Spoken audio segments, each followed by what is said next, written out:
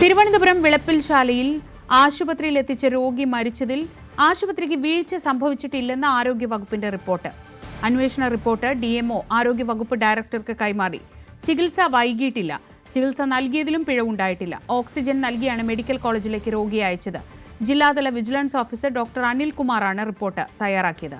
സാരംഗ് സുധാകരൻ വിവരങ്ങളുമായി. സാരംഗ്, ഈ വിഷയത്തിൽ കുടുംബത്തിന്റെ ആരോപണം അവിടെ എത്തിയപ്പോൾ കവാടം അടച്ചിരുന്നതിനാൽ ചികിത്സ വൈകി എന്നൊക്കെയാണ്. പക്ഷേ ഈ സമയം നോക്കുമ്പോൾ അങ്ങനെ കാര്യമായൊരു വൈകലൊന്നും സംഭവിച്ചിട്ടില്ല.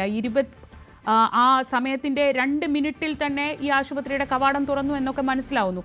ഇതാണോ ഈ റിപ്പോർട്ടിലുമുള്ളത്? ശ്രീജ, അത്തരത്തിൽ തന്നെയാണ് റിപ്പോർട്ടിലും ശരിവെക്കുന്ന കാര്യങ്ങൾ. അതായത് ഈ ഒരു ചികിത്സ വൈകിയിട്ടില്ല എന്നാണ് ആരോഗ്യവകുപ്പ് പ്രധാനമായും മുന്നോട്ട് വെക്കുന്നത്. ഈ ഗ്രില്ല് അടച്ചിട്ടത് പ്രധാനമായിട്ടും സുരക്ഷാ കാരണങ്ങൾ കൊണ്ടാണ്. കാരണം അതായത് അധികം സ്റ്റാഫുകൾ ഉണ്ടാകാത്തൊരു സമയമാണ്. അർദ്ധരാത്രിയിലടക്കം ഗ്രില്ല് തുറന്നിടാൻ കഴിയാത്തൊരു സാഹചര്യമാണെന്നാണ് ആരോഗ്യവകുപ്പ് ചൂണ്ടിക്കാണിക്കുന്നത്. ഒപ്പം തന്നെ ചികിത്സ വൈകിയിട്ടില്ല. പെട്ടെന്ന് തന്നെ രോഗിക്ക് വേണ്ട പ്രാഥമിക ചികിത്സ നൽകി ഉടൻ തന്നെ അവിടെ നിന്നും മെഡിക്കൽ കോളേജ് ആശുപത്രിയിലേക്ക് മാറ്റുകയായിരുന്നു. അതുകൊണ്ട് തന്നെ ചികിത്സാ നിഷേധമോ ചികിത്സ വൈകിയതിന്റെ പേരിലോ അല്ല ഈ രോഗിക്ക് ജീവൻ നഷ്ടമായതെന്നാണ്.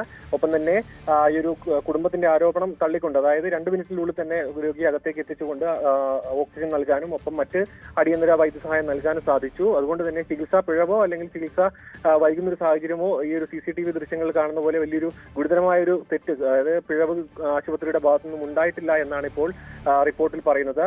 കുടുംബത്തിന്റെ പ്രതികരണം ഇതിൽ വന്നിട്ടില്ല. മാത്രമല്ല കുടുംബം ഇതിൽ കൃത്യമായി ആരോപണം ഉന്നയിച്ചിരുന്നു. അതായത് ഈ ആശുപത്രി അധികൃതരെ പലതവണ വിളിച്ചിട്ടാണ് അവർ പുറത്തേക്ക് ഇറങ്ങി വരാൻ തന്നെ തയ്യാറായത് എന്നടക്കമായിരുന്നു ഈ ഒരു കുടുംബത്തിന്റെ ആരോപണം. മറ്റ് ഒരു കാര്യം ഒരു റിപ്പോർട്ടിൽ സൂചിപ്പിക്കുന്നത് ഹൃദയ സംബന്ധമായ അസുഖമുള്ള വ്യക്തിയാണ്. അതുകൊണ്ട് തന്നെ ഈ ഒരു ആശുപത്രിയിൽ, അതായത് പെട്ടെന്ന് തന്നെ മെഡിക്കൽ കോളേജിലേക്ക് മാറ്റേണ്ട ഒരു സാഹചര്യമായിരുന്നു. ആ യാത്രക്കിടയിലായിരിക്കണം മരണമടക്കം സംഭവിച്ചത് എന്നാണ് ഇപ്പോൾ മെഡിക്കൽ ബോർഡിന്റെ റിപ്പോർട്ടിൽ പരാമർശിക്കുന്നത്. ശ്രീജ,